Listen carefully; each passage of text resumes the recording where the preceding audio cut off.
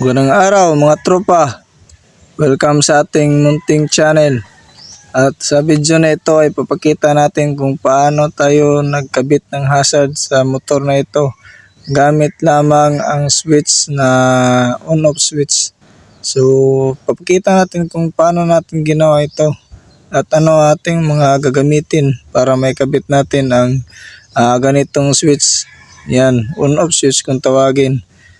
So, bale, tatalakayan natin ngayon at tara, simulan na natin.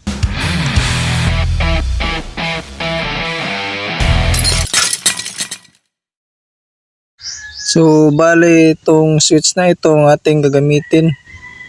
Ang switch na ito ay two-way na switch, on-off switch kung tawagin. So, ito yung ating gagamitin sa pagkabit ng hazard sa motor na ito. At sa pagkabit niya ay kailangan natin ng dalawang diode. Depende kung anong size ng diode o depende na sa inyo basta diode. At ito yung stock na flash relay niya. Kung di niya kayang pailawin ng 4 na ilaw, papalit tayo ng electronic na flasher na ganito. So, try muna natin kung kaya niyang pailawin. So, bale, ang motor na ito ay Sunriser Alpha na type ng motor. So, ito yung kakabitan natin at umpisahan na natin. So, gamit lamang kabit ng hazard, gamit ang switch na ito. Alright. So para may kabit natin ang hazard na gamit ng switch na ito, kailangan ng diode.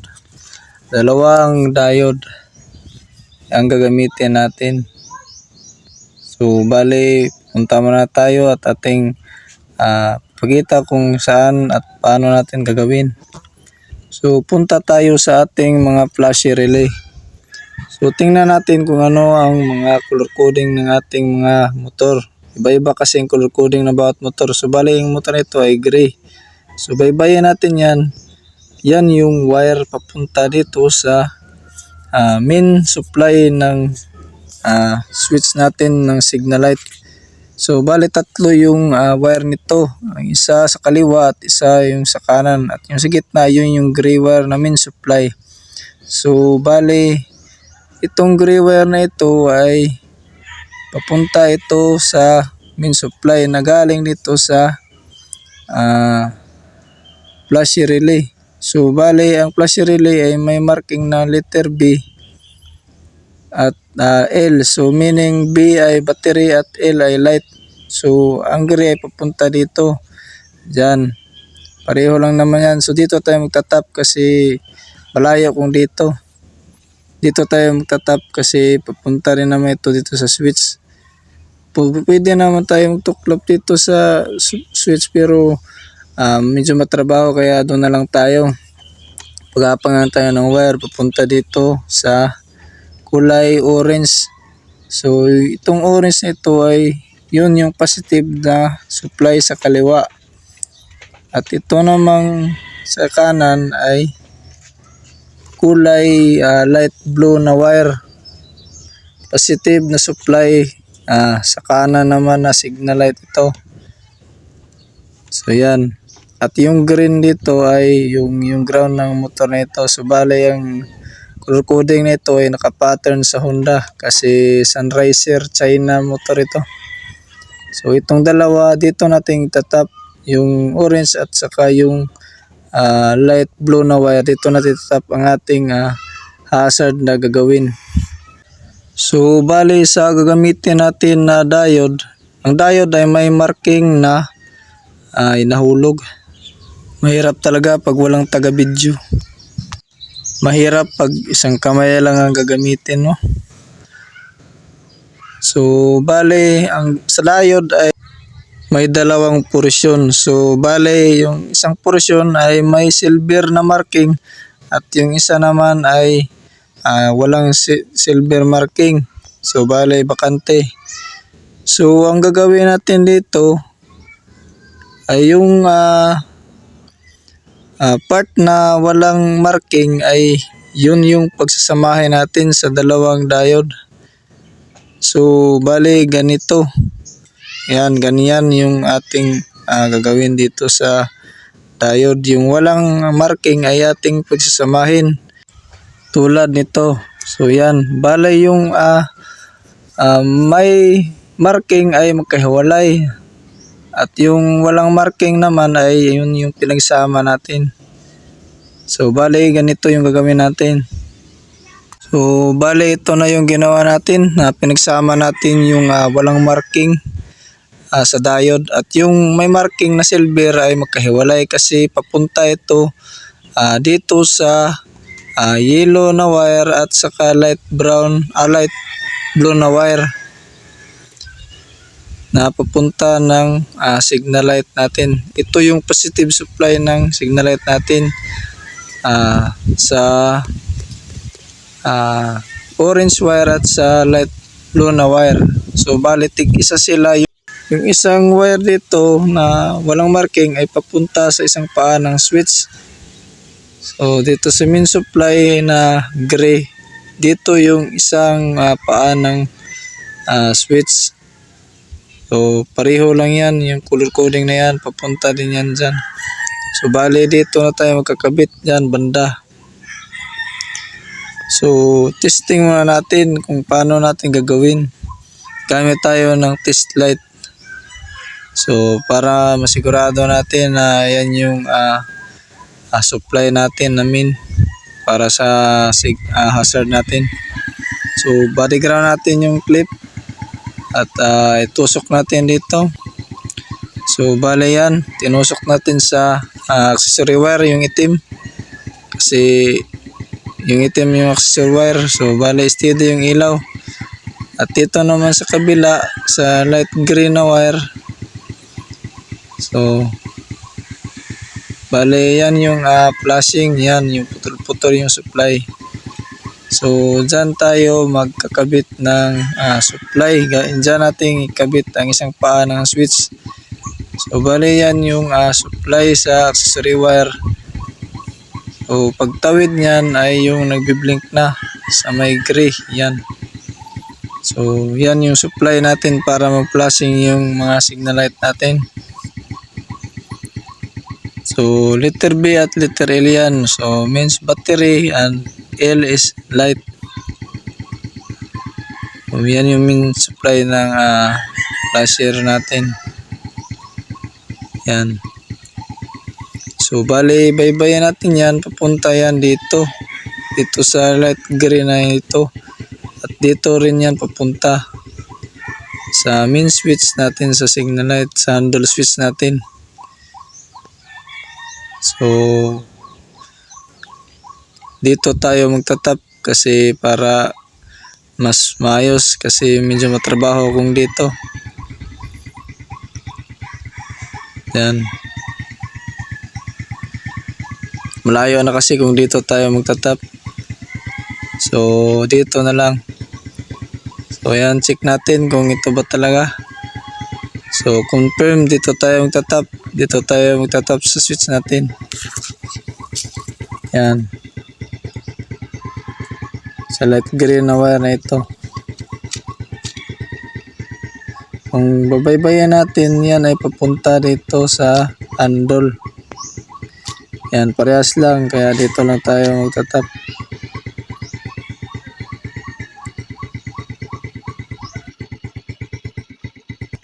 So bale ganito yung gagawin natin.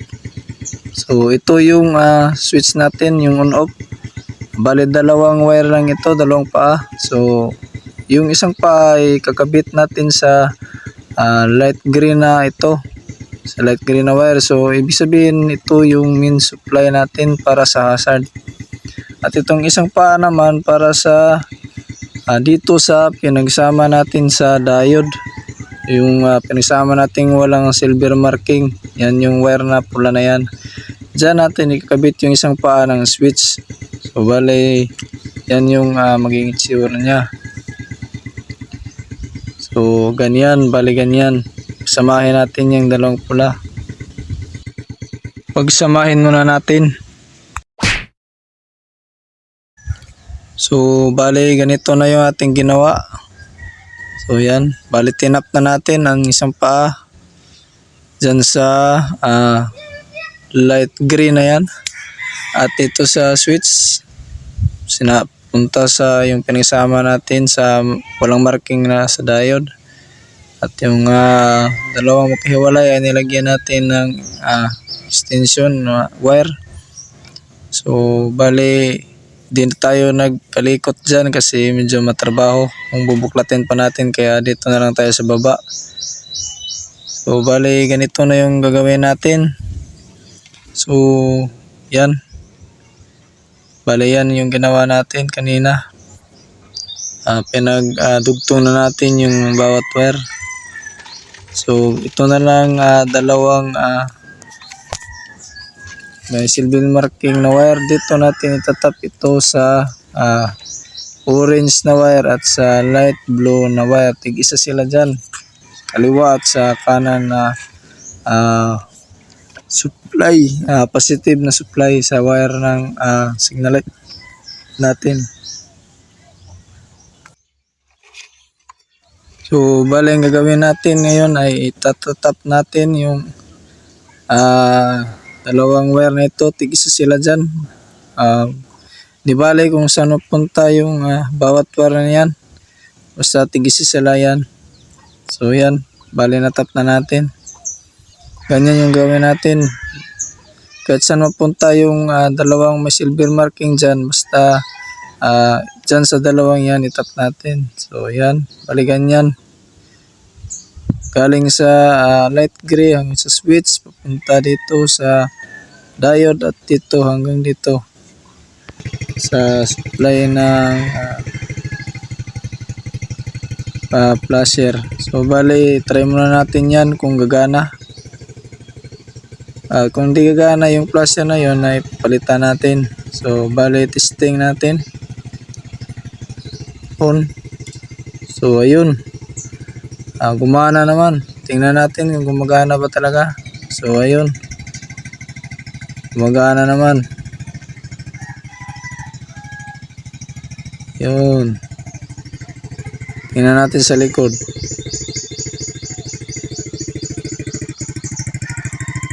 So ayun, gumana naman.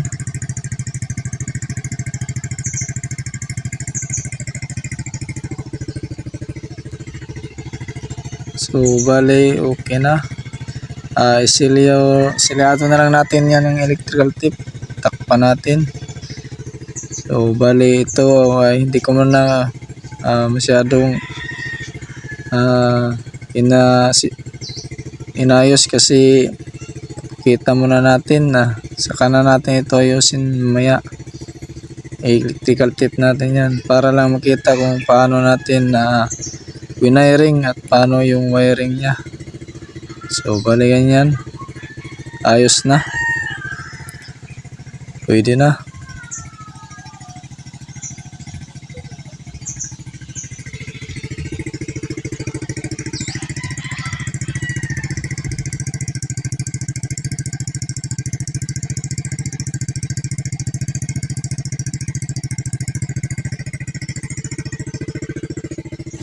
So bali yun yung gagawin natin. Bali ganun lang yung pag-wiring natin na gamit ang dalawang diode at ang on-off switch. So bakit nga ba tayo gumamit ng diode sa ganitong pagkabit ng hazard? So ganito yung sitwasyon. So bali tinanggal muna natin yung diode at nirekta natin yung dalawang wire sa switch papunta sa supply ng signal light. So yan bali ganyan, nakahasad siya. Yan, pag off mo mamamatay siya. So balit pag signal mo kahit sa kanyan o kaliwa, automatic na maghahasad siya.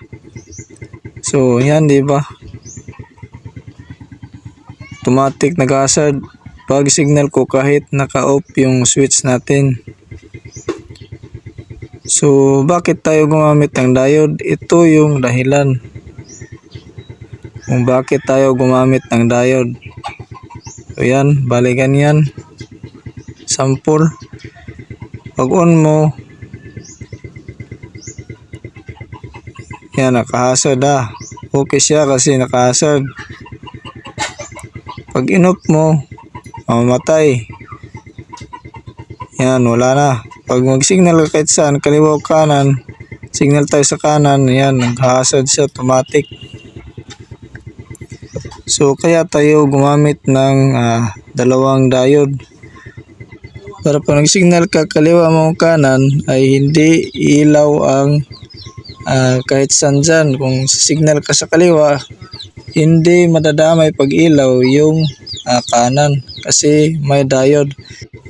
Kaya gumamit tayo ng dalawang diode para tig-isa sila sa kaliwa at kanan. So yan yung purpose natin. Bakit pinaghiwalay natin ang may silver marking? Kasi yung may silver marking, yan yung pangbablock natin sa supply na papunta sa kaliwa para pag nag-signal tayo ay normal pa rin pag naka-off yung hazard natin. At kung mag-hazard tayo ay normal na mag-hazard yung ating mga signal light. So yun lang. So bale naikabit ko na at nabalik ko na yung cover. So bale dyan ko nilagay yung on off switch natin para sa hazard.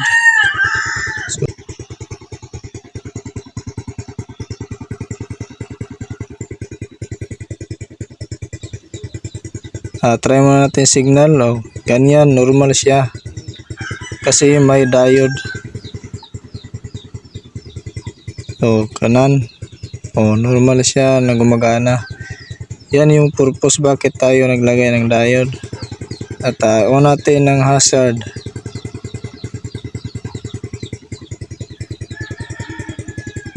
So ayun, nag-hazard na. Bale yan yung trabaho ng diode para maging normal pa rin ang pagsisignal light natin pag naka-off yung ating hazard. Yan. So bali dito lang tayo nagtatapos at naway may natutunan kayo sa video na ito at sana'y makatulong ito sa inyo kung nagdi-DIY kayo o kung nagustuhan nyo yung video na ito ay maaari nyo akong subscribe at share ang ating video. Paki-like na rin at hit ng notification bell para update kayo sa upcoming videos na ating i-upload. At maraming salamat sa panonood. Naway suportahan nyo ako at subaybayan ang ating mga i-upload na videos. At maraming salamat at ride safe.